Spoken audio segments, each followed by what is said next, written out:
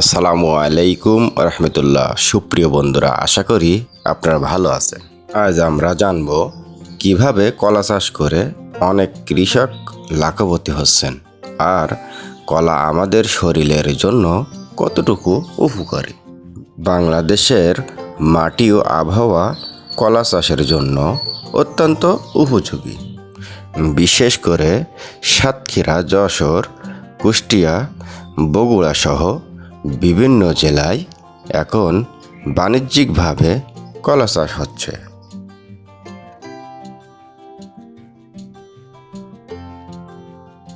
সঠিক জাত নির্বাচন করলে প্রতি বিঘায় 500 থেকে 800 পর্যন্ত কলা গাছ রোপণ করা সম্ভব। একটি কলা গাছ রোপণের 9 থেকে 12 মাসের মধ্যে ফল পাওয়া যায়। প্রতি বিঘায় সঠিক পরিচর্যা করা যায় তাহলে খরচ বাদ দিয়ে 80,000 থেকে 1 লক্ষ টাকা পর্যন্ত লাভ করা সম্ভব।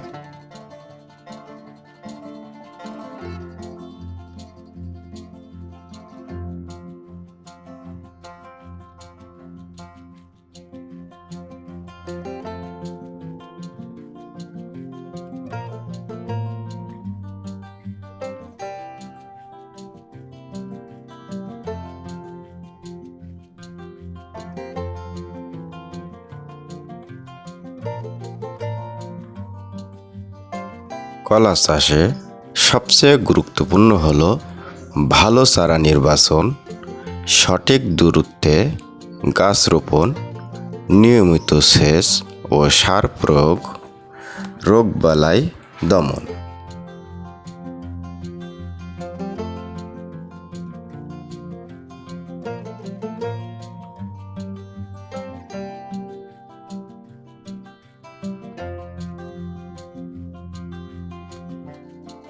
যদি নিয়মিত পরিচর্যা করা হয় তাহলে প্রতি গাছে 20 থেকে 30 কেজি কলা পাওয়া সম্ভব। এবার আসি কলার উপকারিতা। কলা শুধু সুস্বাদু ফল নয়, এটি একটি শক্তির ভাণ্ডার। প্রতিদিন একটি করে কলা খেলে শরীরে দ্রুত শক্তি যোগায়, রক্তচাপ নিয়ন্ত্রণে সাহায্য করে, হৃদরোগের ঝুঁকি কমায়, কোষ্ঠকাঠিন্য থেকে দূর করে। কলায় পটাশিয়াম, ভিটামিন B6 ও ভিটামিন সি সমৃদ্ধ। খেলোয়াড় থেকে শুরু করে শ্রমিক সবার জন্য এটি আদর্শ খাবার। অনেক অ্যাথলেট খেলাধুলার আগেই কলা খায়, কারণ এটি দ্রুত এনার্জি দেয়। শিশুদের বৃদ্ধিতেও কলা অত্যন্ত উপকারী। সবচেয়ে বড় কথা হলো বাংলাদেশের সারা বছর কলার চাহিদা থাকে, তাই বাজারে বিক্রি নিয়ে বেশি চিন্তা করতে হয় না।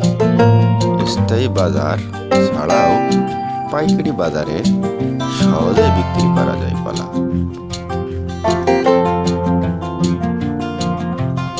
কলার চাষ কিভাবে করতে হয় কৃষকদের মাঝে আমরা আসছি, কৃষকদের সাথে কথা বলছি।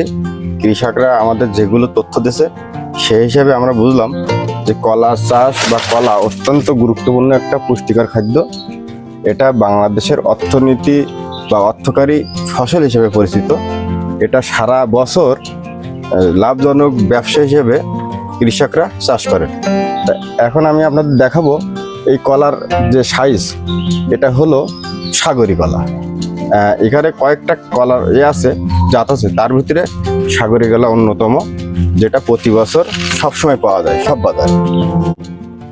বন্ধুরা, ভিডিওটি ভালো লাগলে লাইক দিন, শেয়ার করুন, আমার চ্যানেলটি সাবস্ক্রাইব করুন।